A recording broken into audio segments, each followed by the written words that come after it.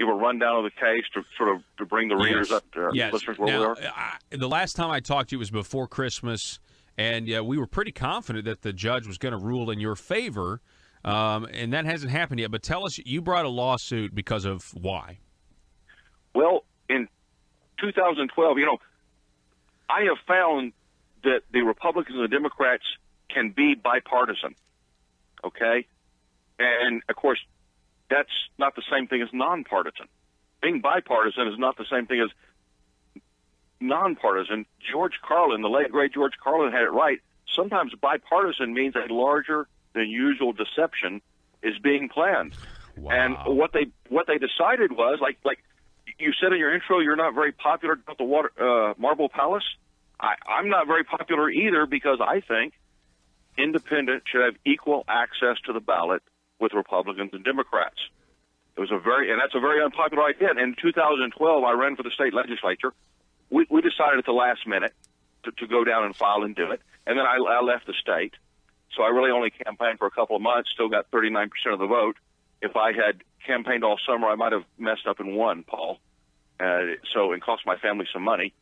But at any rate, I thought, well, okay, well, maybe I want to do it again. And lo and behold, they changed the law. They changed the law that if you want to run as a Republican or a Democrat, you can wait till the last minute and file. If you want to run as an independent, though, you can no longer do it because they changed the law to where you have to collect a bunch of signatures and bring those signatures with you. So you have to collect. Really, if you decide right now that you want to run as an independent, it's probably too late. And so, unless you want to run. You think that's a direct result because you ran as an independent and you were competitive? Well, not just me. I mean, there were a bunch of people running every time. It was the numbers were like 20 people would file as an independent, 11 people would file as an independent, and then they made these laws, and it's gone down to 1 or 2 every year would run for the legislature as an independent. So if they wanted to have a chilling effect to prevent people from running as independents, they appear to have accomplished their goal with that law. Only one small problem. The legislature had tried moving the date up before, and it had been ruled unconstitutional before several times. Now, that did not stop them because they're playing this game where, as soon as the federal judges, they throw out the unconstitutional early date, restore equality to the ballot, and then as soon as the judges are not looking, they just move the date up again. So, and that's the one thing, Paul, I've learned a lot in this process.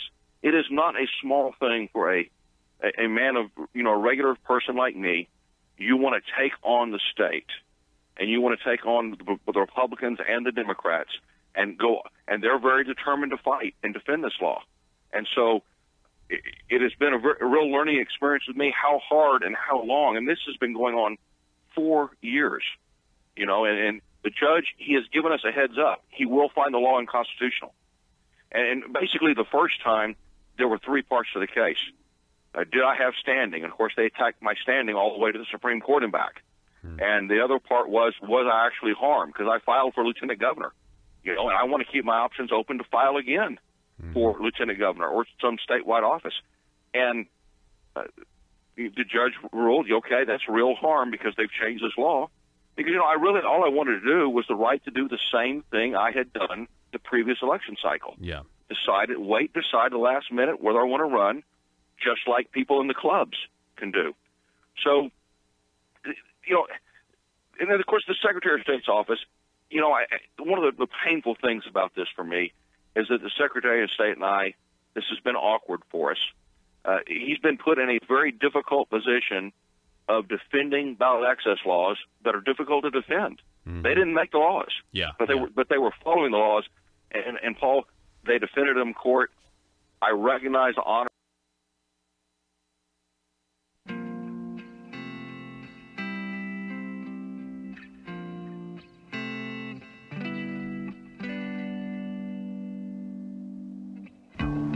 I think it's time we ask ourselves if we still know the freedoms that were intended for us by the Founding Fathers. They seem to be in full-scale retreat from spending cuts and are talking about raising people's taxes again. And I have only one thing to say to the tax increasers. Go ahead, make my day. If we lose freedom here, there's no place to escape to. This is the last stand on earth. Those who would trade our freedom for security have embarked on this downward course. Whether we believe in our capacity for self-government or whether we abandon the American Revolution and confess that a little intellectual elite in a far distant capital can plan our lives for us better than we can plan them ourselves. Conduit News Radio with Paul Harrell is on now.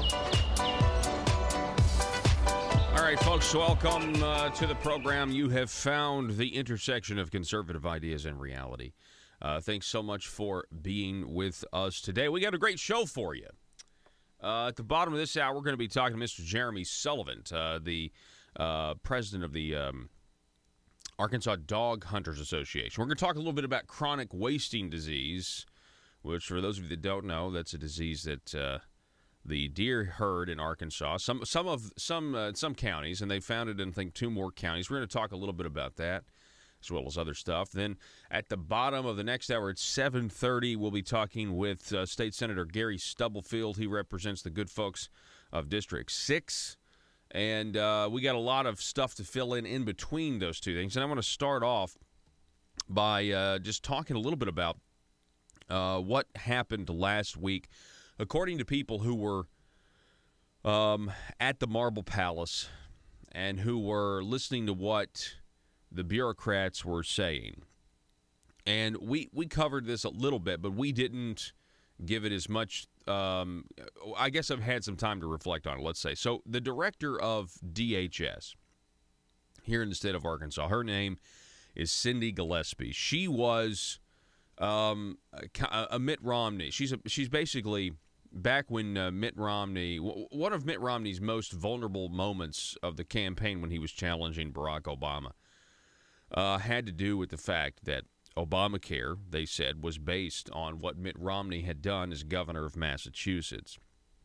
So you have Cindy Gillespie, who was a part of that, crafting that plan in Massachusetts. And, of course, now she's here in Arkansas and making a very, very pretty penny here.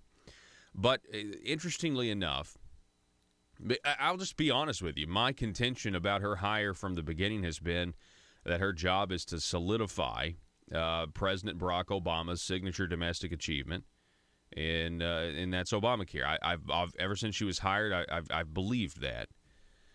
I believe that's what the status quo, the people who are protecting the status quo, that they see that they are willing. Republican members of the Republican establishment are willing to accept in Arkansas that health care is a right, and that we should all be conscripted by law to admit that we are born enslaved to one another when it comes to each other's health care costs. Now, I reject that. I think many of you reject that. I think most Arkansans reject that, but I'm just telling you, the players here are much bigger fish than you think, and that's where they are pushing us towards. But all that being said, Cindy Gillespie did admit last week that it is now cheaper. So the less people that you have on a welfare program, the better off it is for the taxpayers of Arkansas. So she admitted this. She admitted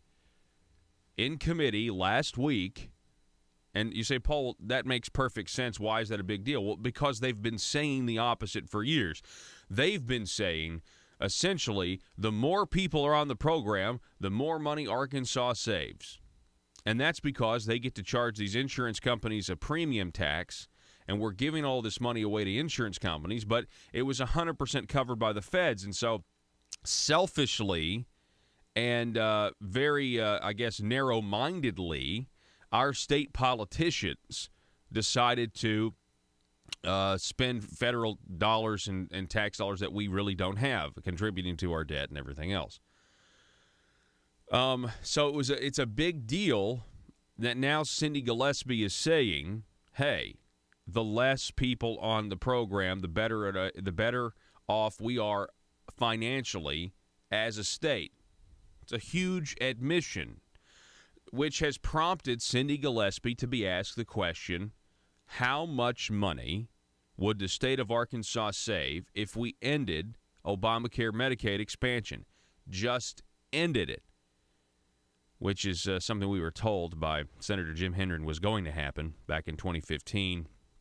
Everyone trusted him, followed his lead.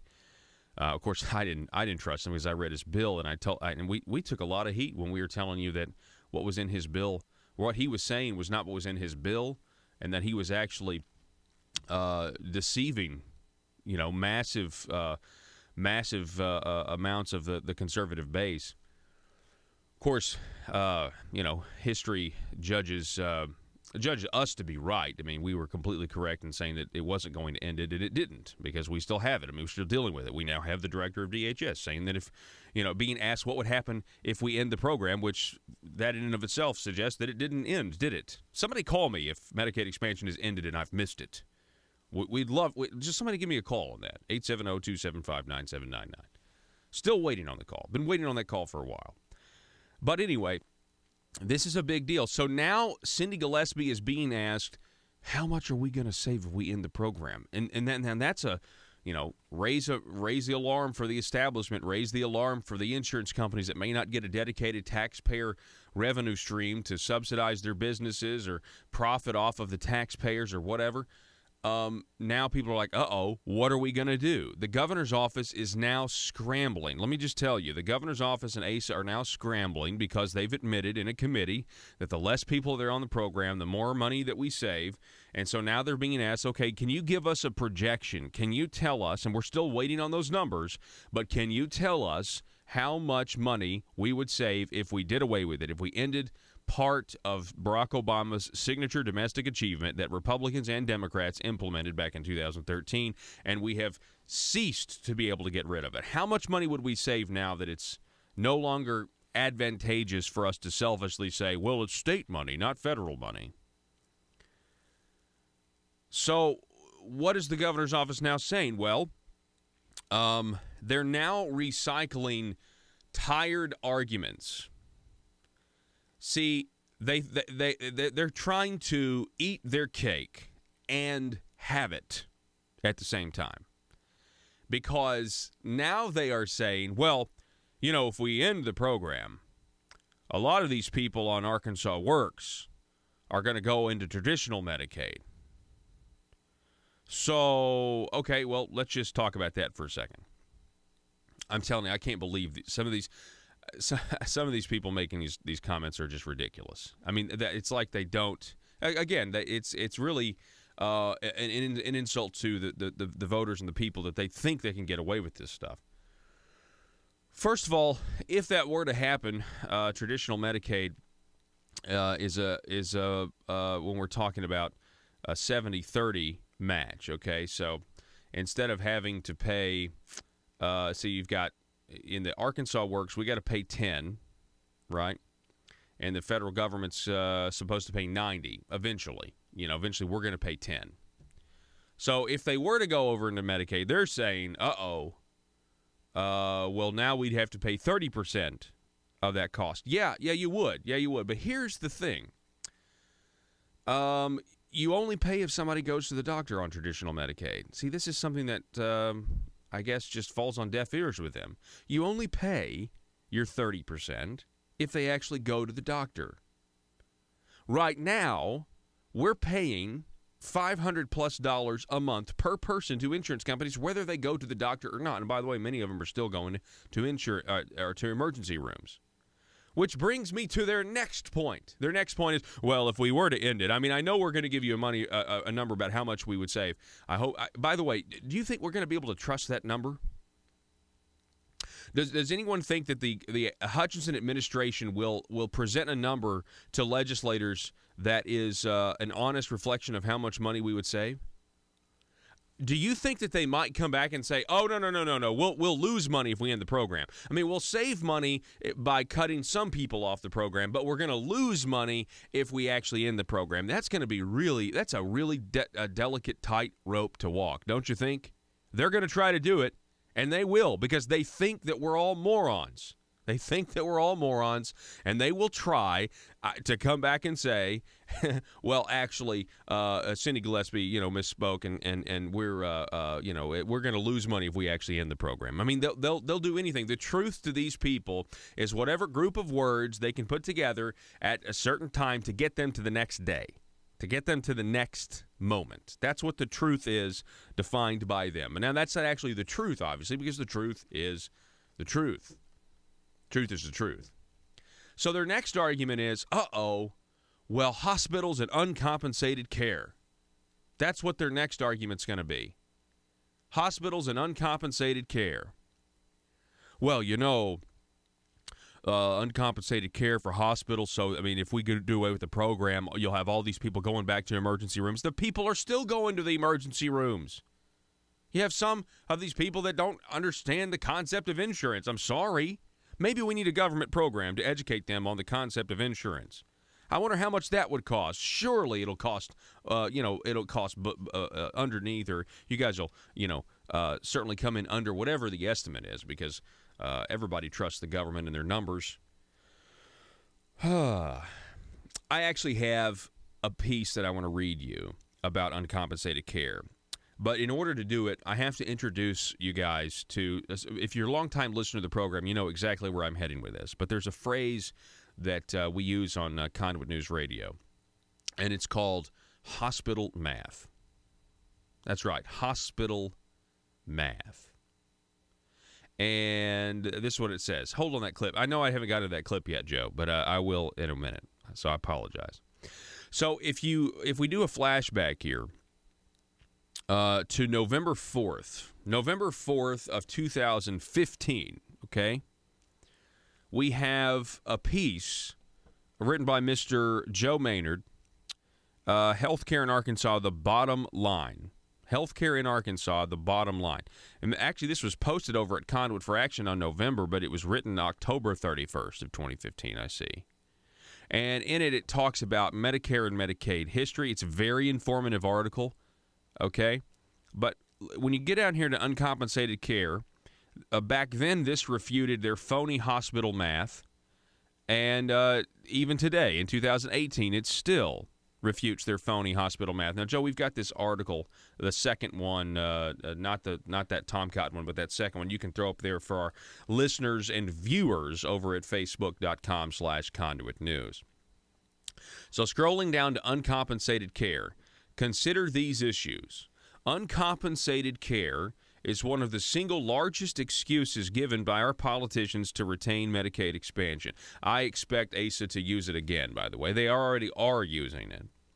In August of this year, this was back in 2015, Governor Hutchinson claimed if we continue Medicaid expansion, it would save Arkansas $361.5 million in uncompensated care between 2014 and 2015. Now go to that audio clip. This is a snippet from Asa Hutchinson back in 2015 when he said how much we are saving back in 2015 by keeping Obamacare. Listen. And it's been a benefit to our budget. In 2015, the state's going to save roughly $88 million. It is also a savings because the reduction of uncompensated care has saved about $33 million. So on the uncompensated care, many Arkansas hospital board members echo the same claim. They still are today, and they will continue to do so. As though the public is blind to their explosive building projects. Now, look around the state, even now. I mean, this was back in 2015. Still, I mean, hospitals are building like crazy. You can review a report written by they even cite an Arkansas Project report noting that large hospital profits are expected even during the latest economic recession. Again, this was written in 2015. But what is uncompensated care? Listen to this. It is essentially an amount of money claimed by medical providers that they say are left owed based on services they have provided to patients. They claim it's money they should be paid but are not able to collect. Now, first off, every business has some measure of uncollectibles, but I digress. It has nothing to do with actual losses, though. This is the main point. What they claim they're owed has nothing to do with actual losses incurred by the provider due to expenses exceeding revenues. Due to expenses exceeding revenues. Now, to really get it, one must understand the three main subtypes of this phrase, uncompensated care, and you can draw your own conclusions. Uncompensated care, according to the hospitals, is made up of charity care. This is the loss where actual costs exceed income, voluntarily absorbed by a provider as the result of the provider choosing to render a service for free to a needy person. This is pursuant to a provider's or hospital's free will mission statement. You can see Methodist healthcare or Baptist healthcare systems and stuff like that. Now, number two, undercompensated Medicaid, Medicare services. This is the difference between what it costs the provider or hospital out of pocket to provide the service and what the payer or government will pay, and likewise what the provider has pre-contracted or agreed to accept for delivering the services. So, and again, it cites an old Arkansas Project report. This compensated amount for care, as dictated by the government, was about 89 cents on the dollar of actual costs, and thus makes up 11% of the overall uncompensated care number cited by Arkansas hospitals. Again, old article 2015. With this explanation, you may ask, why has the provider agreed to take less than their known out-of-pocket actual cost to provide these services? It's a good question. Let's get down to an example, shall we? You go to the emergency room. You have a small cut. The doctor stitches it up and slaps a Band-Aid on it. Then you leave without paying. The cost, the Band-Aid, $1.25. Stitches kit, $12.50. Supplies, $6.75. Labor, $28. Or for a total of $48.50 in the actual out-of-pocket cost to the hospital. What's the charge? Standard list price for a visit and supplies, $7.50 for a Band-Aid, $75 for a stitch kit. You've read the bills before, for a total of $475.81 for the total visit. Now, that is not a true measure of the loss. That's just a measure of what they would have charged, but it's not a measure of their actual loss. That is why the hospital math of this uncompensated care is bogus. It's phony. And, folks, the government's involved enough in health care. These hospitals know if they, the squeaky wheel gets the grease. And yet, it's us, the taxpayers, that are going to be asked to continue to bail them out. No, the governor's office has made a mistake in admitting that less people in a welfare program actually is going to save taxpayer money. And so now they're having to figure out, okay, well, what are we going to do? They're now asking how much money the state would save if we just ended the program. Got to go to break. Back in a minute.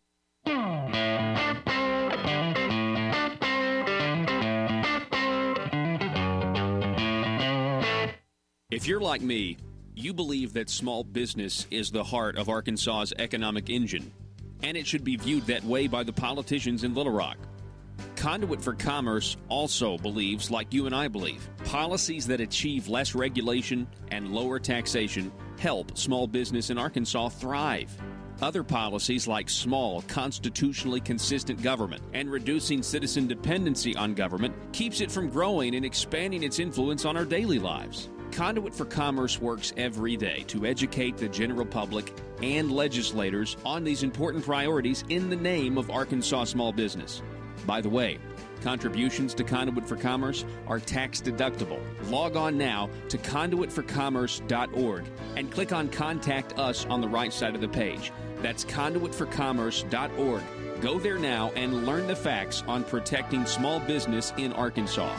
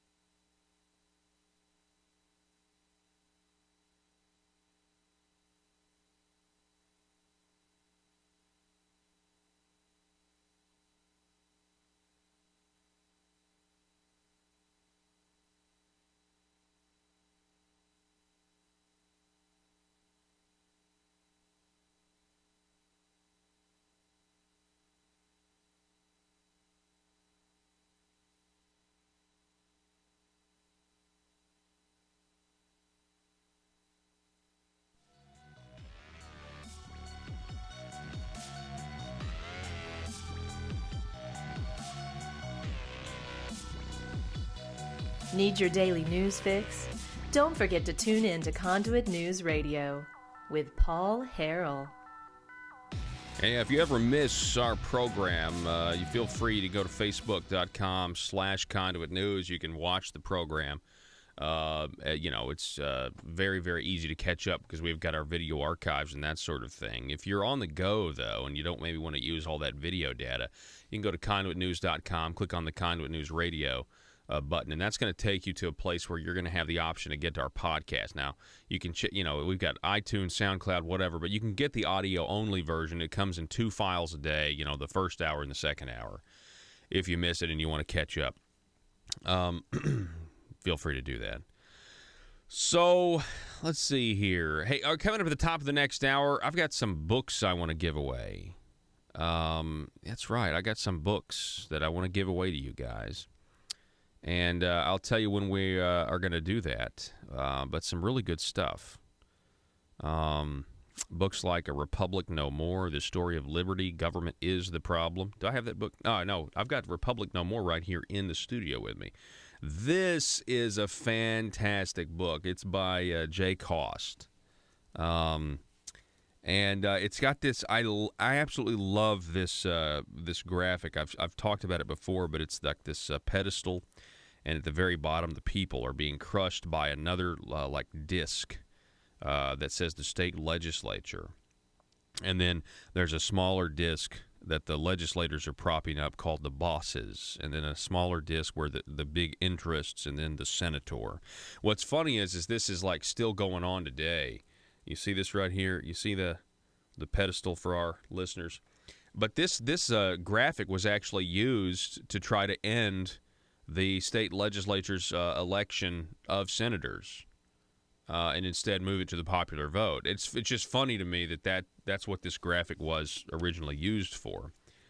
And the reality is, man, I sure wish state legislatures were electing senators. Just in terms of recent history with Arkansas, back when we had Democrats, it was really bad for the people. However, I don't know if I would want this state legislature electing anybody. So that's the whole thing. On this program, many times we've kind of gone back and forth. Not me. I mean, I've generally just been a supporter of an Article 5 convention. I'm intrigued by the idea, the constitutional provisions, and I've debated people on both sides of the issue, or talked to people on both sides of the issue, debated people that disagree with me, and I understand the disagreement. But one of the reasons that I am I have doubted using an Article 5 convention in the past is because I know the Marble Palace so well, and I know I don't want those guys down there selecting the delegate to go. Because right now, we look, our brand of republicanism in Arkansas wouldn't work in Texas. It'd be called for what it is, progressive liberalism. We've got to understand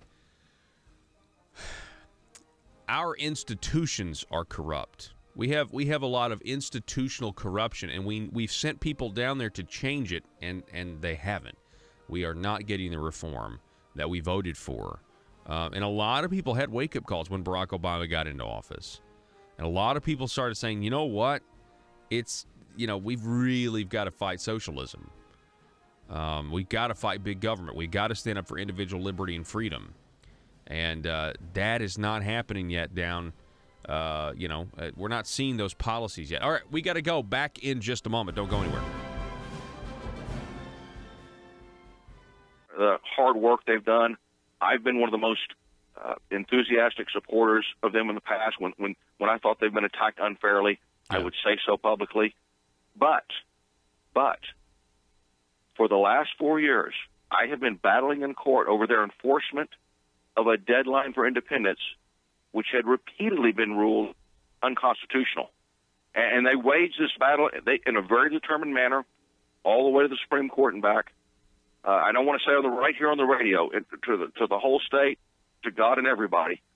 I'm thankful for the support and understanding of my wife throughout this struggle. This is not something that most women would appreciate their husbands spending a lot of time and money on, but no matter how outgunned I was, she never wavered. So, I mean, I've learned what the better half means in the last 4 years.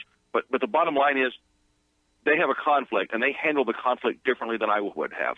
The legislature has put them in this position. They take an oath to uphold the Constitution and the laws of the state of Arkansas. Yeah. What do you do when the laws of the state of Arkansas are not constitutional? Now, the way they handled that conflict was you just back the laws of the state of Arkansas to the hilt. And that's an easy choice to make when everybody's a Republican or a Democrat.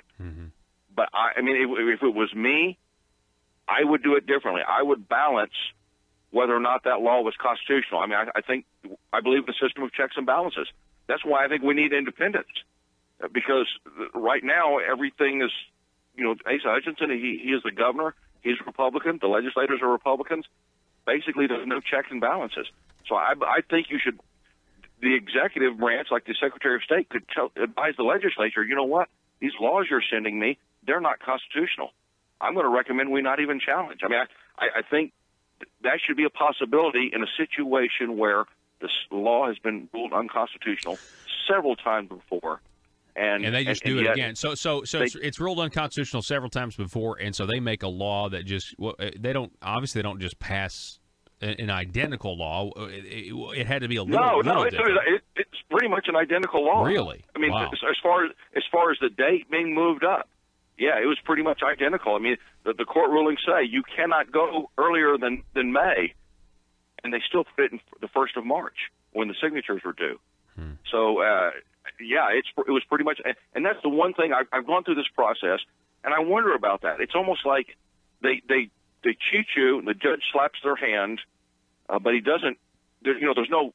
I wonder what the deterrent is. I wonder what will keep them from doing it again the next time. And I mean, and the judge has given us a heads up, so he is going to declare the law unconstitutional, and I just don't know the scope of the relief, Paul. Is it only going to apply?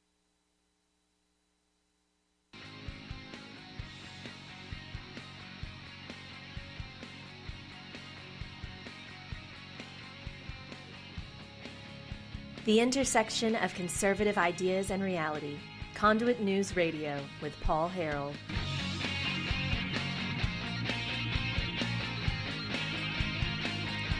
All right, folks, welcome back. Hey, our telephone number, you can call us or text us. Leave us a voicemail, 870-275-9799. That's 870-275-9799. Sound off on Facebook. A lot of people like to do that.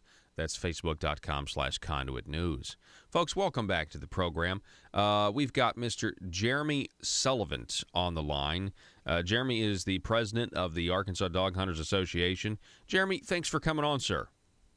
Good morning, Paul. How are you? Doing well. Just want to remind everyone this portion of the program brought to you by the great Patriots of Act 746. We certainly are glad that those folks are on a mission to educate Arkansans about their gun rights, specifically constitutional carry, and the idea that Act 746 decriminalizes possession of a weapon here in the state. And, Jeremy, I know that you're certainly familiar with the great work that the Patriots of Act 746 are doing. You bet. Great group of folks. All right. So can you tell us, Jeremy, tell us a little bit about what the Arkansas Dog Hunters Association, what are you guys up to these days? Well, we're scouring the state right now trying to help political candidates. We have a campaign drive for Representative Kim Hammer kicking off this Saturday in Prattsville. 2 weeks ago, we had Jan Morgan speak at our event down in Hope. We'll also have her speak over into September in Fordyce at an event that we're having. Yeah, okay. If you can, Jeremy, try to speak. If you speak into the microphone, or we're losing you a little bit.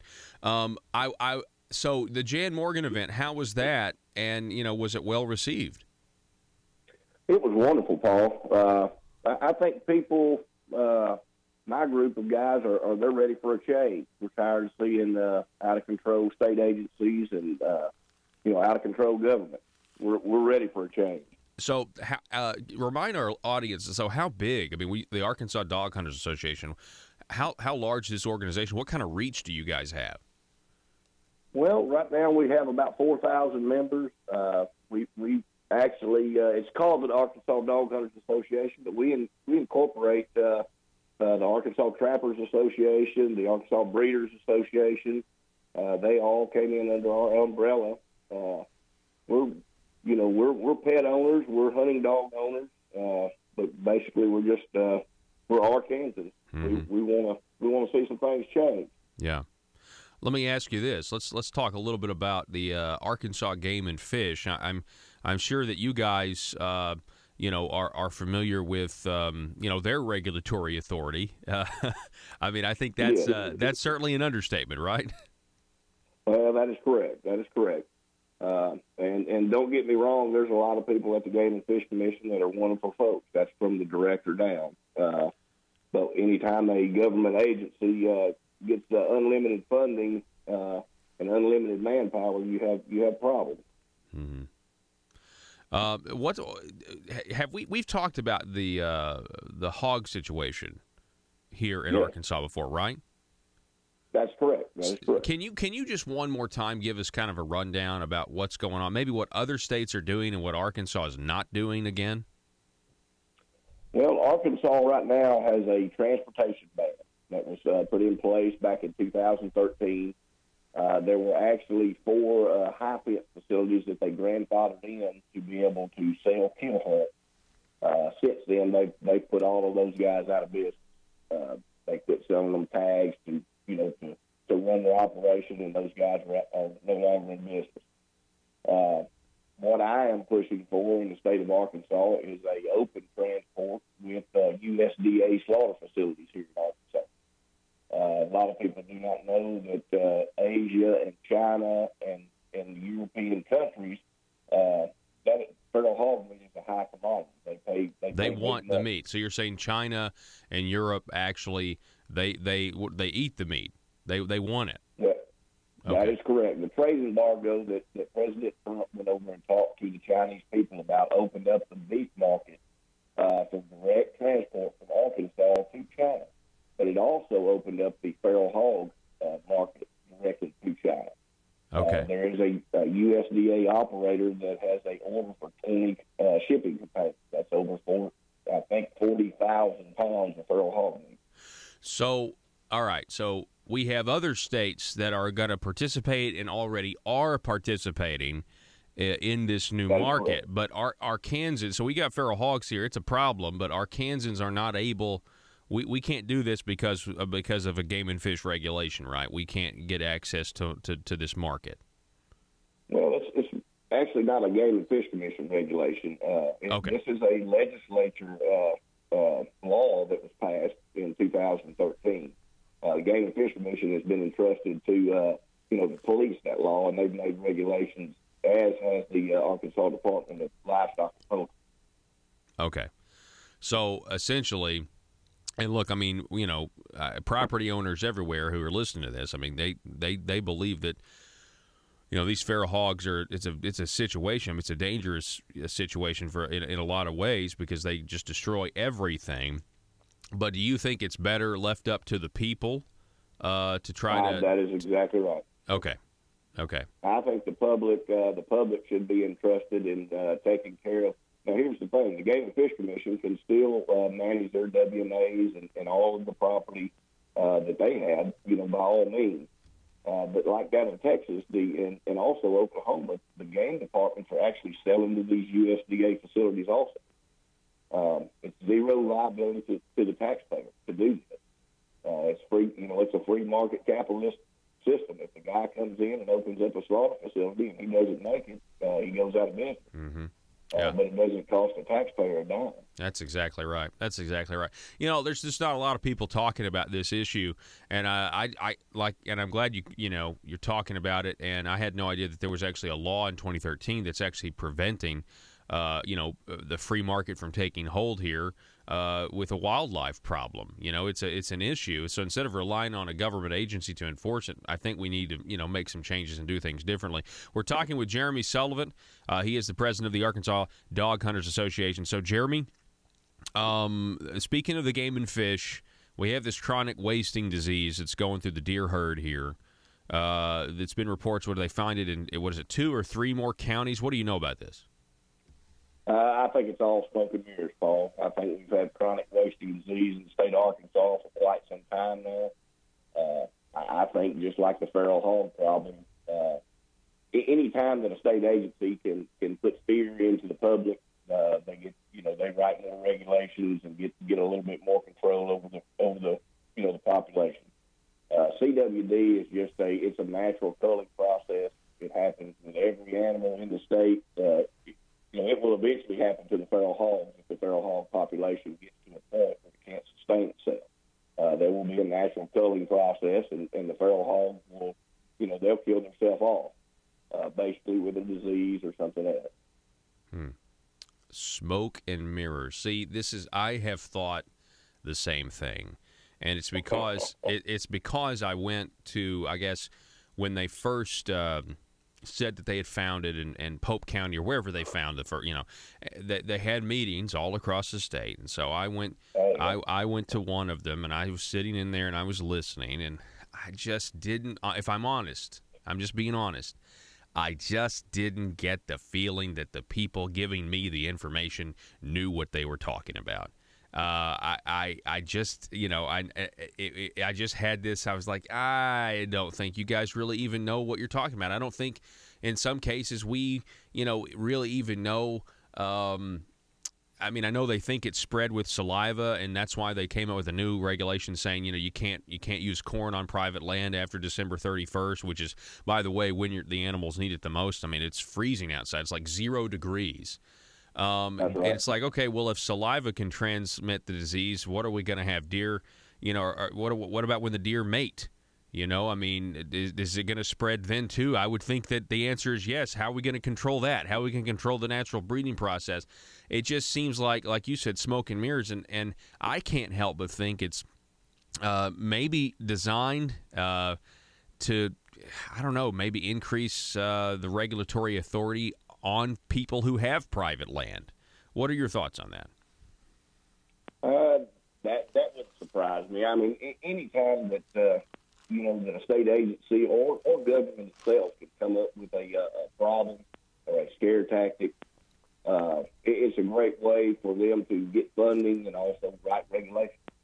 You see it all, with any state agency. If the Arkansas Health Department finds something that the West Nile virus or something, they take it and run with it. Mm-hmm. It's a great way to get funding. Yeah. And let's be clear here. Like you said, there are good people at the Arkansas Game and Fish. Okay. Sure. I think the skepticism that we're talking about is a very healthy American skepticism to have when it comes to things, agencies who have power. Now, on that, generally speaking, kind of backing off of this, what do you think generally about the authority that the Game and Fish has? Do you think that there's a way for them to still accomplish part of their mission but have less authority? Do you think they maybe have too much authority? Some people say, I've talked to legislators off the record or anonymously, and they'll tell me, gosh, we really need to do something about the Game and Fish's authority, but they don't want to even mention it publicly until they have locked down the support of all the other legislators that they need, because they know it will be a giant battle if we ever try to rein in their authority. What are your thoughts on that? Well, their authority is tried. There's been politicians in the past. Hang on one second, Jeremy. You broke up a little bit. Can you start over? Go ahead. There have been people in the past that have tried to rein in the Game and Fish Commission, and politicians fold like a deck of cards. Basically, whenever when the Game and Fish Commission they try to hold their funding, a lot of people do not know, but in our Arkansas Constitution, the Game and Fish Commission was never meant to be a law enforcement division of the state. They were only to take care of the wildlife in the state. Since then, there have been regulations and laws passed that have given them law enforcement authority. And if the Game and Fish Commission wants to be a law enforcement authority, I think that they should have to, follow criminal code. Mm-hmm. But a lot of their people do not. Yeah. Well, and of course, you did have that Supreme Court ruling, that really hurt their authority when it comes to checking, your papers and stuff without probable cause. And they didn't like that at all because it really did hurt their autonomy. Imagine that, the United States Constitution and the Fourth Amendment hurting the Arkansas Game and Fish. I know what side that I want to be on. But that's interesting. So there have been times where the legislators have tried and they fold like a deck of cards. Why do they fold like a deck of cards? Do you know? Well, the Game and Fish Commission, they have a lot of youth programs across the state. Youth programs. As soon as the legislature starts holding budgets and talking about reining in the Game and Fish Commission, the Game and Fish Commission starts pulling, funding for youth programs. And then you have a lot of upset mothers and stuff calling these politicians, and they basically fold up. Wow. Okay. Hey, I didn't know that. So they fund all these youth programs, so then they'll start pulling the funding. So basically, oh my gosh, I'm going to say this. This is what a Democrat would say. A Democrat, or let me say, somebody who really wants to demagogue, they would say they're holding our kids' youth programs hostage in order to protect their authority. But that's very interesting, Jeremy. I had no idea about that. Well, maybe. And I'm not going to hold my breath, but maybe in the future, the General Assembly will do something to address, the authority that they do have. And like you said, if they are a law enforcement agency, maybe actually clarify that they are instead of, what you said in the Constitution, they were never meant to be a law enforcement agency. So it's very interesting stuff. And Jeremy Sullivan, I do appreciate you coming on the program, sir. You bet, Paul. Thank you for having me. All righty. Have a good morning. Folks, good morning to you. Out there. We're going to take a break and be back here in just a second. Coming up on the second hour of the program, we'll be talking with Senator Gary Stubblefield at 7:33. You don't want to miss that. And then coming up here at 7 o'clock, I want to talk about just generally the philosophy. There was interesting. Senator Linda Chesterfield last week in a budget hearing was talking about the smoking cessation hotline, and she said something that really reveals, I think, the overall Democratic philosophy about even if it helps just one person, it's worth spending the money. We're going to explore if that's really any way to run a government, monetarily speaking, financially speaking. We've got to go back in just a moment.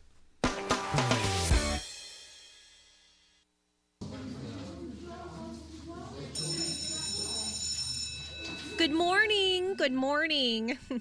Congratulations, you have made it to the Bureau of Carefully Crafted Language, where we strive to offer politicians the very best in ambiguously specific language, the purpose of which is to allow our politician bosses to grow government and keep their constituents in the dark.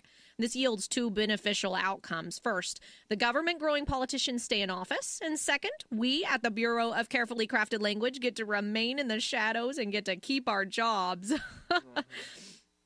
Now, it's time for technocrat training drills. Johnny? Yes?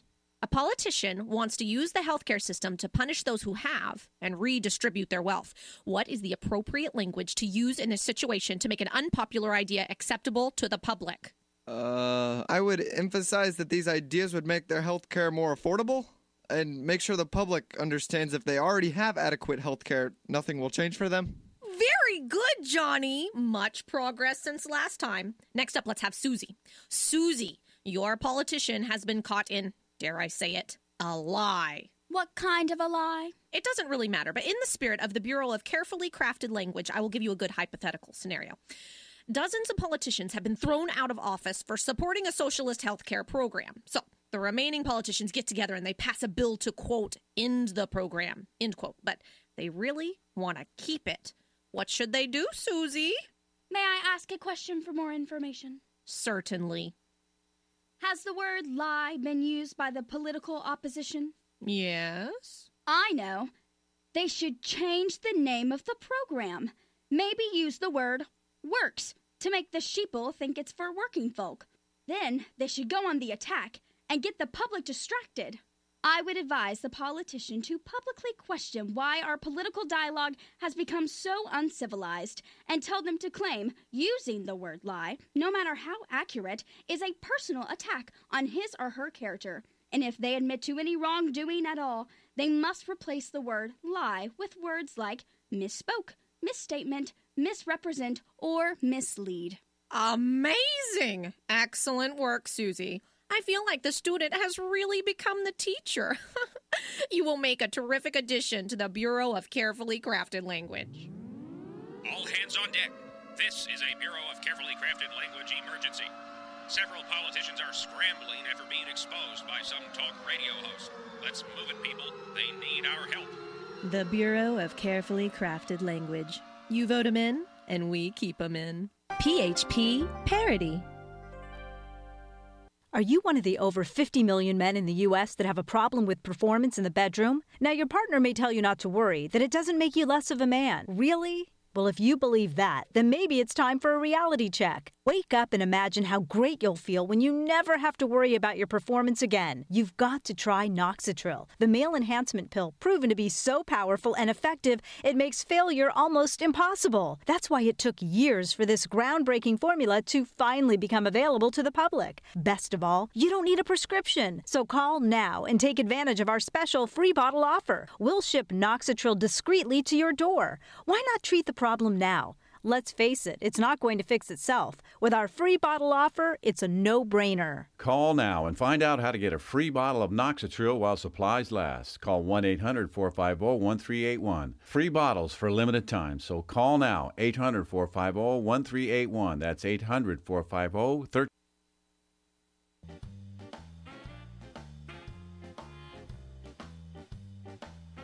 Exposing the truth and everything the Marble Palace establishment keep trying to cover up. It's Conduit News Radio with Paul Harrell.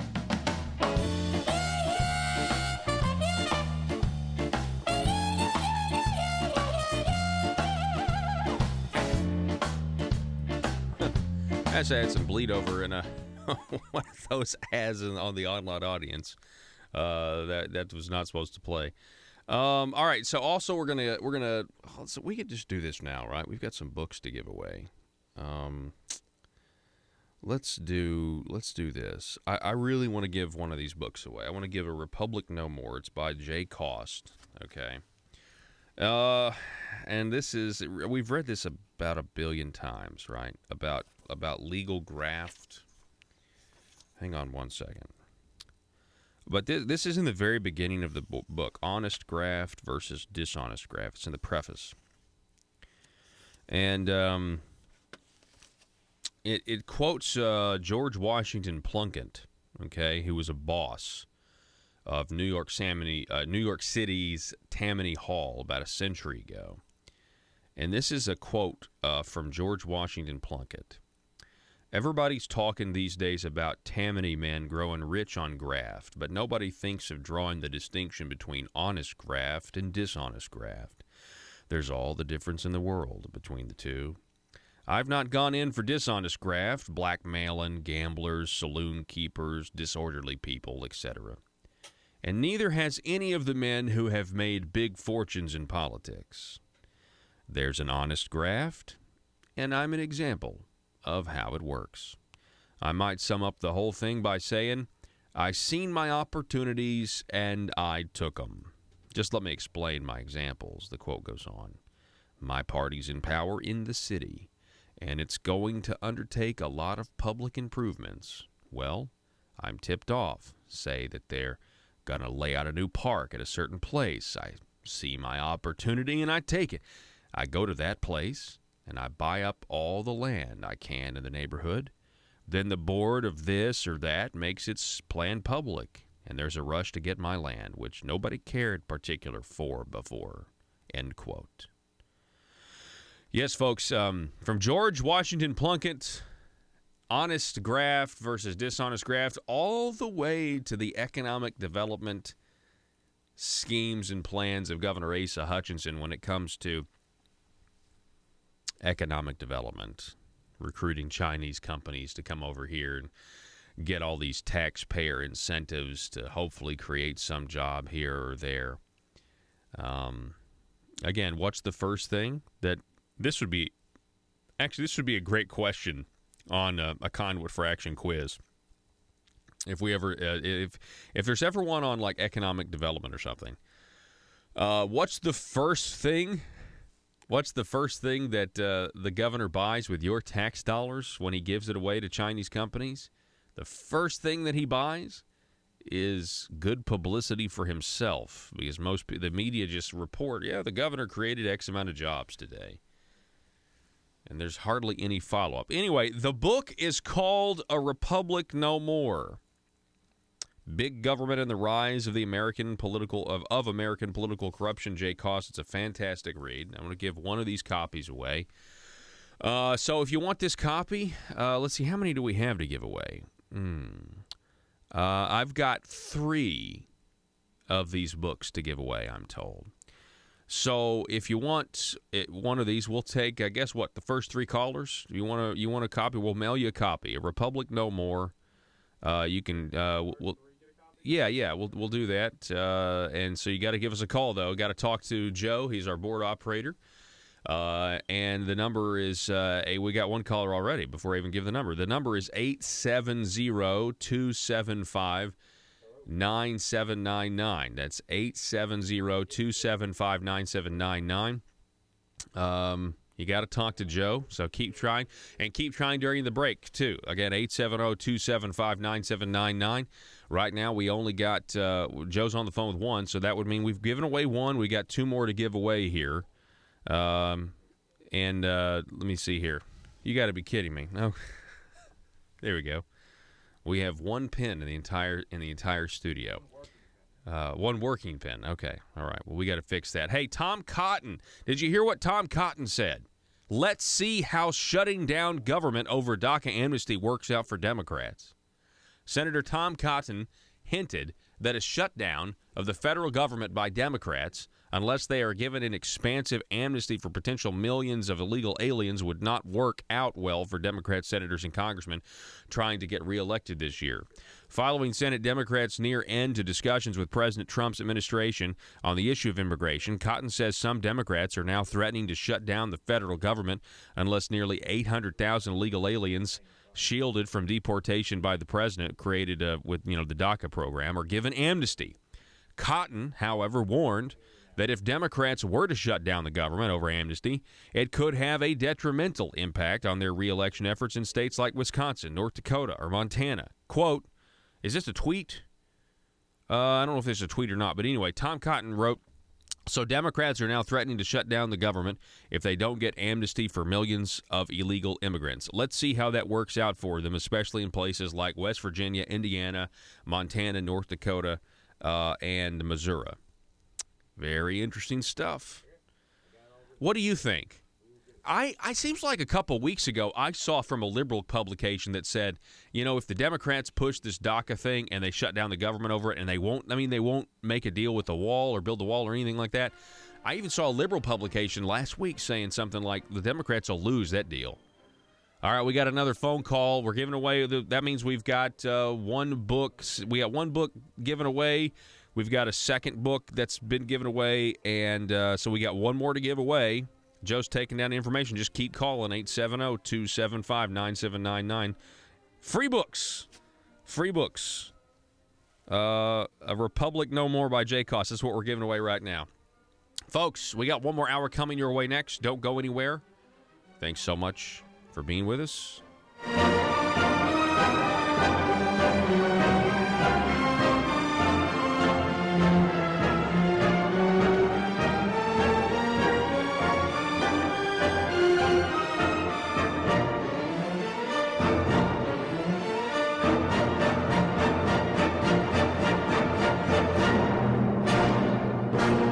101.3 FM News Talk, KBTM Jonesboro. Loud and crystal clear for Northeast Arkansas with news and talk. Apply to me, or is it going to apply to anybody? If it applies narrowly to me, like take an office like lieutenant governor. Do I want to run for lieutenant governor as an independent, and no senators can run for lieutenant governor as an independent, even though that the lieutenant governor deals with the Senate a lot? Yeah. So to me, it impacts the decision. I really wasn't. I'm doing it because I want to keep my options open, but really, I want to keep everybody's options open. It's not really about me. Do you look okay? So let's assume it's the best case scenario, and not only does he rule that it's unconstitutional, but he rules not just in your favor, but it affects everybody who wants to file at the last minute as an independent candidate, and not, as you said, one of the clubs. Do you expect the parties to get together? I love what you said. That quote at the beginning: bipartisan. Could just mean a larger deception than normal is being planned. Do you expect them to try to thwart the prospects of an independent being able to file in some other way? Well, now they already have. They already have, Paul. So, I call on the legislature and listen. They may have done the wrong thing repeatedly in the past, but I believe in repentance. I believe in forgiveness, and I call on the legislature to change the law, which the judge is going to find unconstitutional at the first opportunity to do so, which is really the fiscal session, because with a supermajority vote, they can take up non-fiscal issues. Yes. So, and really, I asked the judge probably is not listening, but, I hope the relief is written so that it doesn't just apply to me. If anybody turns in their signatures, because what the state was arguing was, well, just apply it to Mark if you really have to apply it, because what if somebody's already collecting signatures and they turn it in early and you move the date back? Well, I say have a broad view. If they turn in the signatures when they file, that's fine. If they wait till May 1st to turn in the signatures, that's fine too. And that can be done. But, quit putting the Secretary of State in a position of trying to defend laws which have previously been declared unconstitutional on multiple occasions. I think that's the minimum the state legislature can do. But I also ask them to be proactive, Paul, because they need to change the other ballot access laws they've added since 2012, which are of dubious constitutionality. Don't even wait until the state becomes subject to a suit over them. Change the laws that you put in after 2012 to make it harder for independents. I'll give an example. Arkansas Code 77103B, it requires independent candidates and independent candidates only to sign a vague independent petition affidavit. Now, Paul, judges and prosecutors often collect signatures for ballot access, but they are not required to sign a similar affidavit. Party candidates, of course, they don't collect signatures, so they don't have to sign such an affidavit either. The law puts independent candidates, and them alone, in the position of having to swear to a statement that they often cannot possibly be sure is true. Like if I run for lieutenant governor, I'm going to have help collecting 10,000 signatures. So I don't know everything in that affidavit is true. I might unknowingly make a false statement. And this is the kicker, and it makes me wonder if they didn't plan it out this way. Under the recently passed so-called ethics amendment, making a false statement related to elections is punishable by, hold on, you ready? A lifetime ban from public office. Wow. There's no exception for unknowingly making such a statement. So if I sign a statement, yep, all the signatures were collected within the dates. Hang on, and that was in the new ethics law by now indicted Senator John Woods?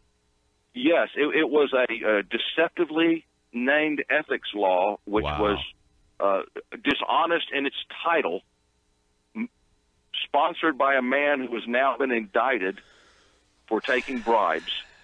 And in it first, the law sets up a situation where independents and independents alone have to sign this vague affidavit. And then the ethics amendment subjects them to a lifetime ban if it's later found out they unknowingly made a false statement. Wow. Now, this is going to have a chilling effect on people running for public office as independents. Yeah. I mean, in particular with the big offices. Mm-hmm. Now, was that a part of their intentions? I don't know. If it was, of course. I mean, come on. I mean, I'll go out on a limb with you for sure. I'll say it is.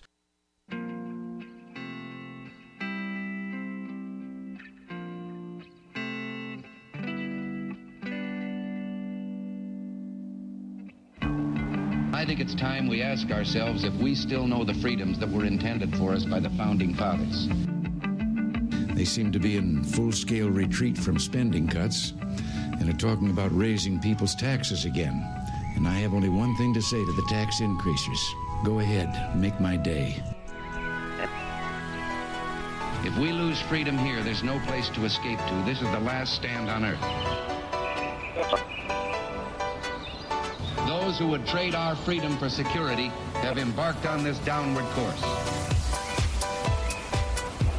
Whether we believe in our capacity for self-government or whether we abandon the American Revolution and confess that a little intellectual elite in a far distant capital can plan our lives for us better than we can plan them ourselves.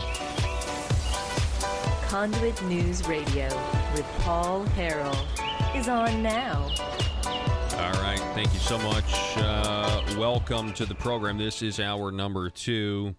We read you this quote from George Washington Plunkett right before the close of the first hour because we were giving away this book, A Republic No More. We were giving away to 3 people, 3 individuals, so I thank everybody who was trying to get through, but we did, in fact, give it away to 3 individuals. I'd like to give a shout-out to Hunter, listening in Russellville.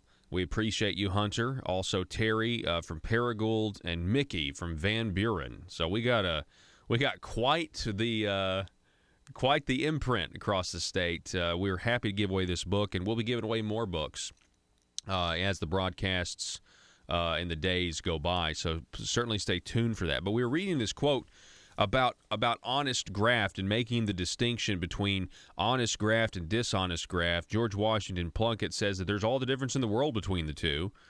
And then he talks about a potential example where his party's in power in the city. They're going to undertake a lot of public improvements. He's tipped off so that they're going to, lay out a new park. So he goes to that neighborhood, buys up all the land, and then the plan's made public. There's a rush to get his land, which nobody cared particular for before. So Jay Cost writes from this book. Now listen to this, because I compared honest graft to this economic development scam that we keep hearing about, where we take taxpayer dollars from an existing Arkansas business and you give it away to another business so that that business can then subsidize and steal employees away from the current business. I mean, come on, folks. And then the politicians get all the publicity. They get the press conference. They get to say, hey, I have made all these jobs, created these jobs. Aren't I so great? Reelect me. And they're using the public's money to do it. I think that's dishonest graft. But Jay Cost writes that there was nothing honest about Plunkett's fraud. But he was onto something in drawing the distinction he did. Dishonest graft is criminal activity that harms people directly, whereas honest graft is technically legal and the victim is the common good, not a particular individual. What Plunkett was doing in his day would be outlawed today. But, listen to this, but honest graft nevertheless survives. It in different forms, always changing to stay one step ahead of the law. Sorry, I'm such a dork, Joe. The Lord of the Rings fan in me wanted to say, but honest graft nevertheless survives. It endures, just like the One Ring. Just like the One Ring. For those of you that don't know, I'm a huge Lord of the Rings fan. Okay, so we'll be giving away more books, but that is exactly right. Honest graft survives in many forms because the law, it's like it always stays like one step ahead of the law. Hang on, I missed that one part because I read it during the break. It survives in different forms today, always changing to stay one step ahead of the law. Honest graft always changes to stay one step ahead of the law. And you have these politicians that carve out these financial niches for themselves, and that's what we're finding. We're finding such an uphill battle for limited government. And I just want to tell you something right now. I know we focus about Arkansas, and I say a lot of things about the Republican establishment that many of you maybe don't like. But let me tell you something. If we can't believe in conservative principles and limited government philosophy and implement it here in Arkansas, what chance do you think it has in D.C. or anywhere else? If we can't do it here, where the government is supposed to be more local and easier to control, what makes you think you can do it at the seat of power in Washington, D.C. that represents 30-plus million people, Americans? That alone should inspire all of us to make the Marble Palace submit to us and to fight back against their attempts to make us submit to them. All right. So, on that, sometimes there are examples where conservatives step up, they speak out. Last week was one of those times. However brief, there were people in that budget hearing that wanted to cut the appropriation authority, the spending authority that was given to a particular bureaucracy. They were going against the governor's wishes. They were going against the executive recommendation. They were saying, you know what, we're giving these bureaucracies way too much spending authority if that money comes in. You had bureaucrats that testified, hey, look, we spent $12 million last year, we asked for 16, and we got approved for 30. Why in the world would that happen? So, of course, it was a disaster. There wasn't a quorum, and they passed it without a quorum. They just did a voice vote because they couldn't get it out with just a regular recorded vote. We covered all this on Friday, and we covered it briefly on Monday. But there was a little bit, there was a gem that I missed. And I think we might have played it on Friday, but I didn't actually talk about it.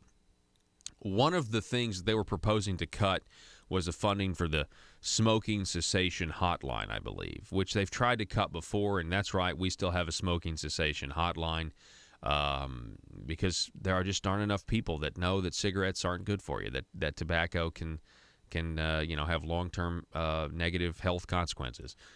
So we still got to fund a smoking tobacco cessation hotline or whatever.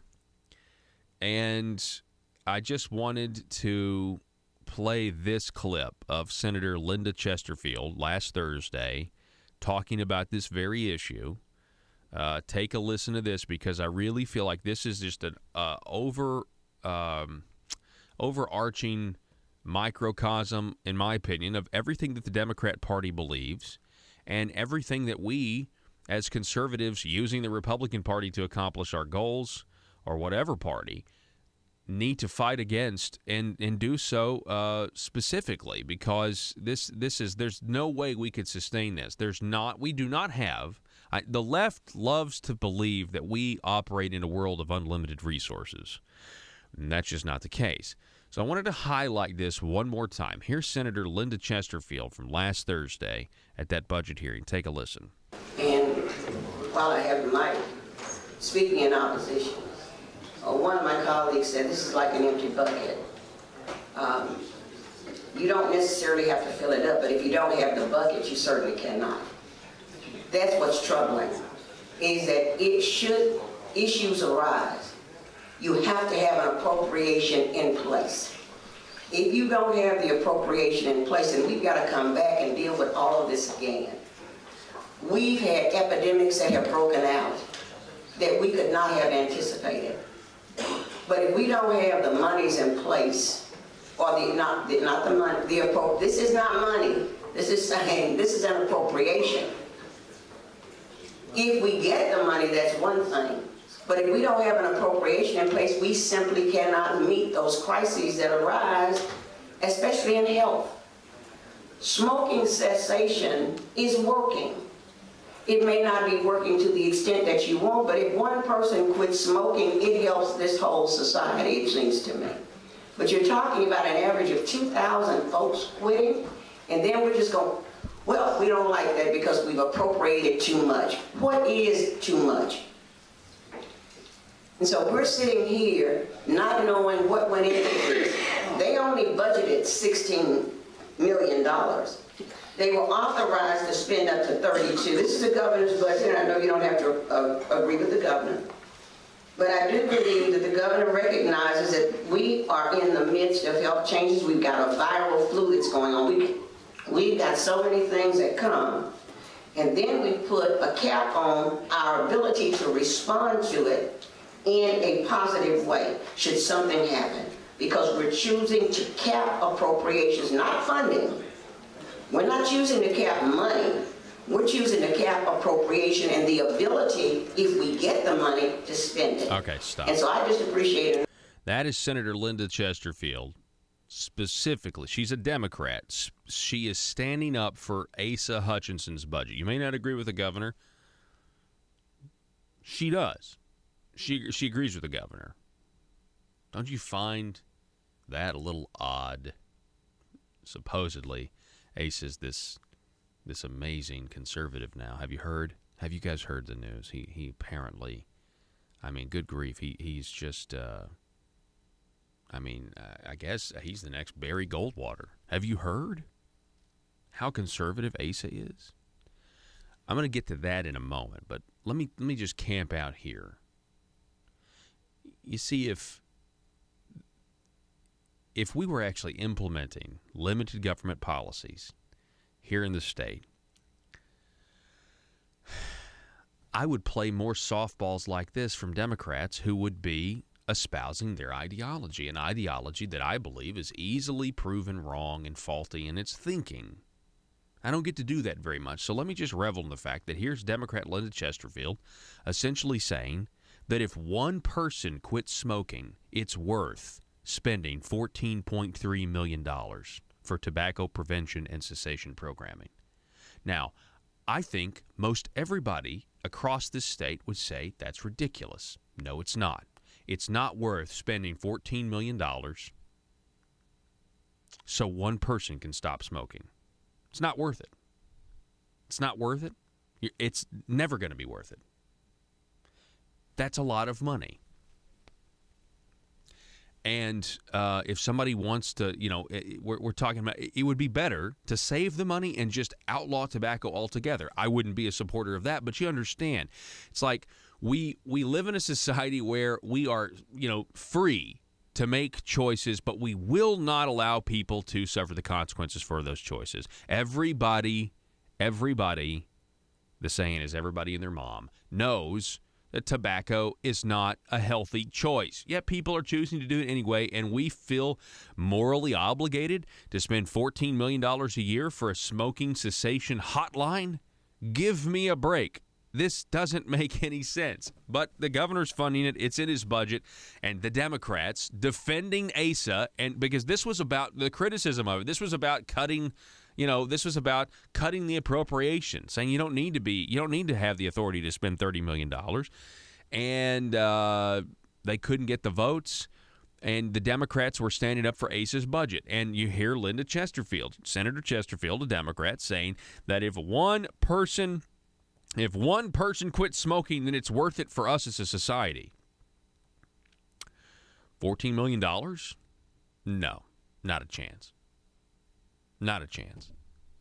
You see what a softball this is? When you take something like this to public opinion, I mean, as conservatives, we win every time with stuff like this in the state of Arkansas. Because it's not even an immediate need. I mean, gosh, you're thinking, I'm just sitting here thinking, how many people, who are using this, who've been smoking for a long, long time, continue to have the negative health consequences after they quit smoking. That happens all the time. People who develop, emphysema and things like that are long-term. But if one person stops, it's worth it. Anyway. What do you think? I'd love to know what you think on this. Sound off on Facebook, facebook.com/Conduit News, the live video feed as well. You can give me a text message, 870-275-9799. We don't have unlimited resources. We do not have, it'd be great if we did.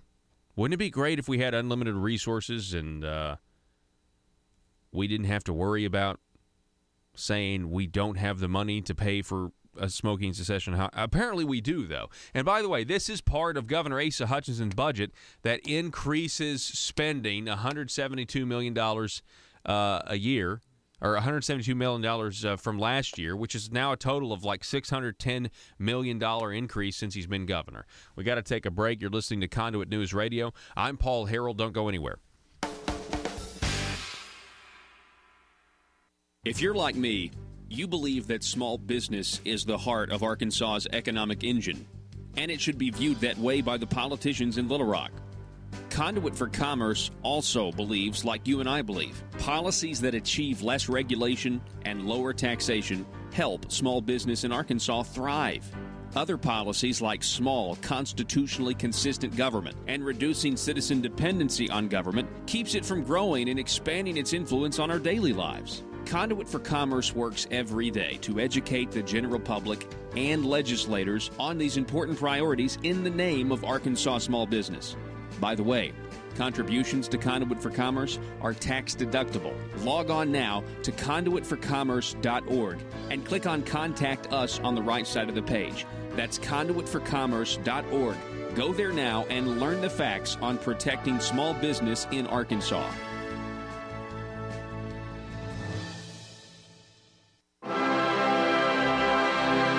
This is Mother Government. I come to the people of Arkansas with an important announcement. In disloyal circles, some are questioning the scope and size of government and telling the people government programs should not waste the labors of the people under the guise of taking care of them. This is a thought I must correct. People of Arkansas, you should not believe everything you hear unless it comes from a government source. Let me, Mother Government, set the record straight. You know you can trust me. After all, would your own mother lie to you?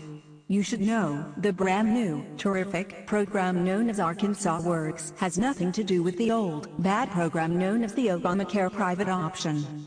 Arkansas Works is good.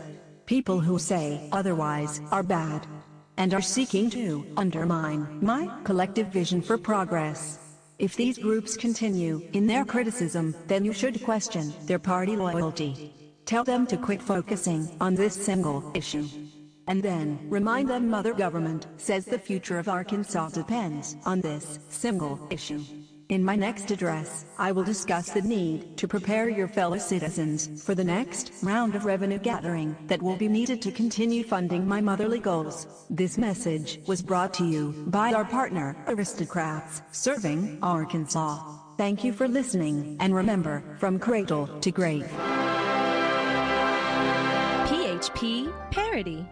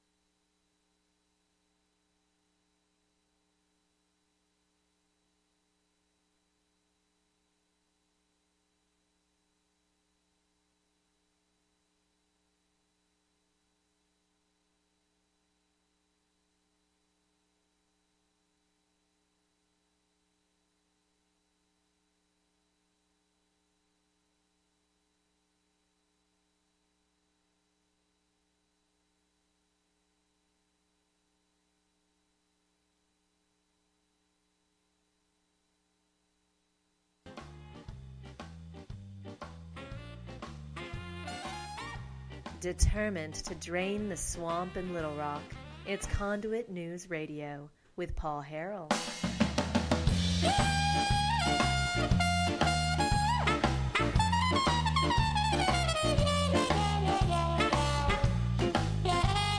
Yeah, just think of it as Cook County, Illinois, Al Capone era. That's what it's like at the Marble Palace, let me tell you. I know it really is.